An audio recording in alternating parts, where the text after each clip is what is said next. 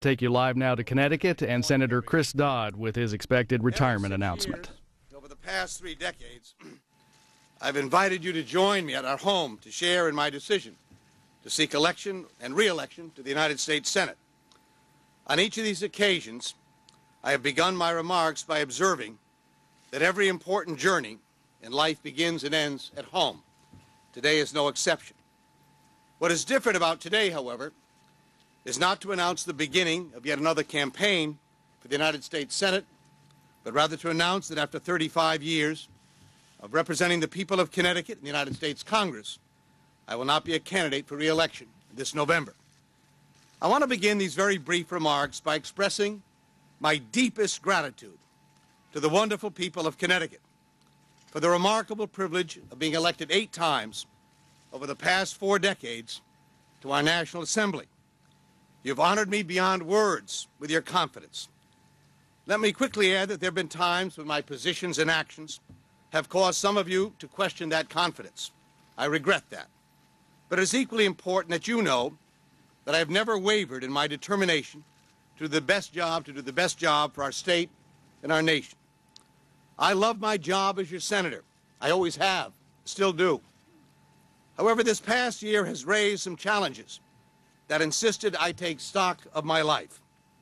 Over the past 12 months, I've managed 4 major pieces of legislation through the United States Congress, served as chair and acting chair of 2 major Senate committees, placing me at the center of the 2 most important issues of our time, health care and reform of financial services.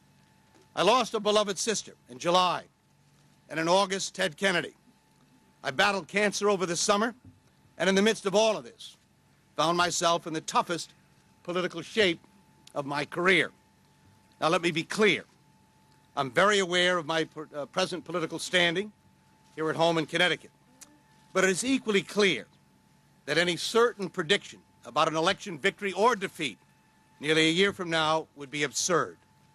Strange as it may sound, I'm not confident that I would be standing here today making this announcement if these situations had not occurred. None of these events or circumstances, either individually or collectively, is the cause for my decision not to seek re-election. Yet together these challenges have given me pause to take stock and to ask questions that too few of us in elected public life ever do. Why am I running? On a cold morning 2 weeks ago tomorrow, I asked myself that very question.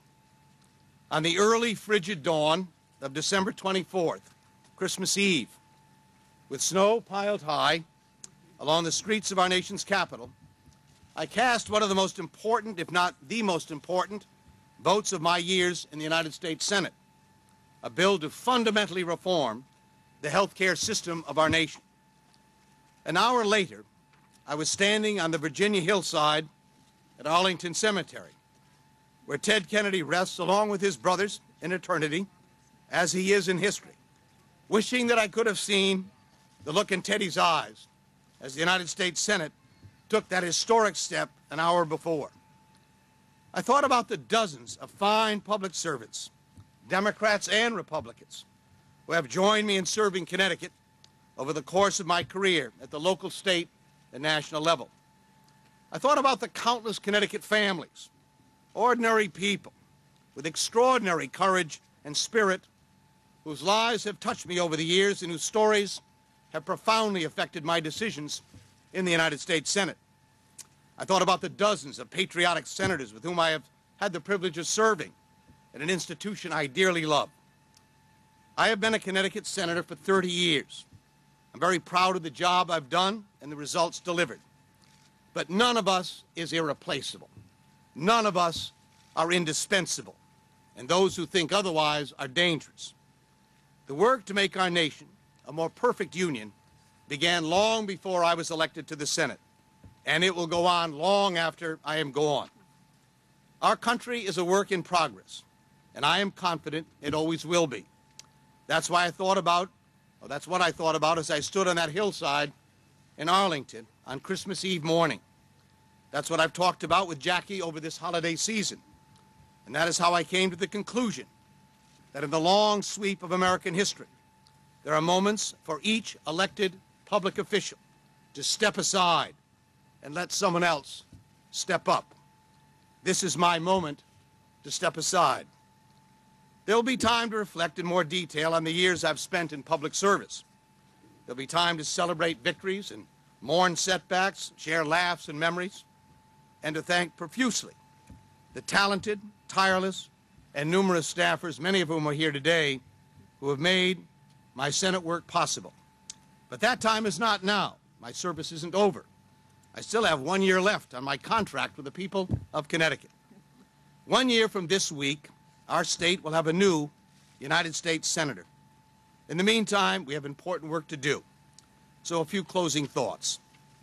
I believe in bipartisan solutions, but I also believe you can only achieve those results with vibrant, robust, and civil partisan debate.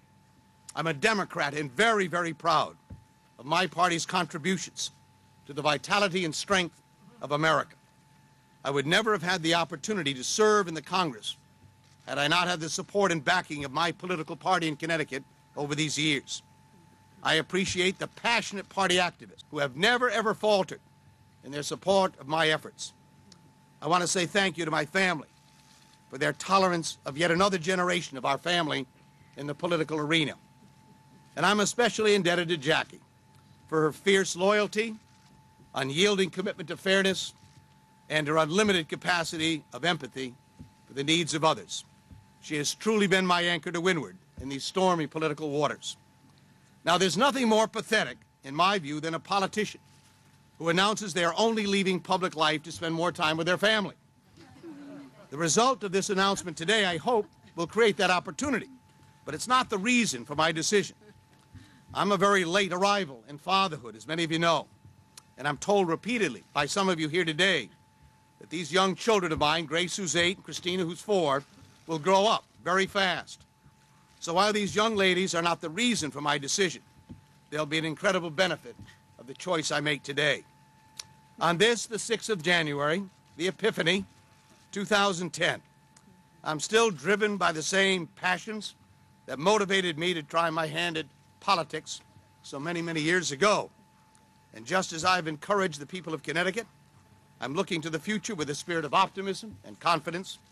And finally, once again, to those of you gathered here today and to the people across this great state of ours, I thank you immensely for the opportunity you've given me to serve. And I thank you all very, very much. Thanks. All set? Yeah. Thanks. All set? Yep. Head in.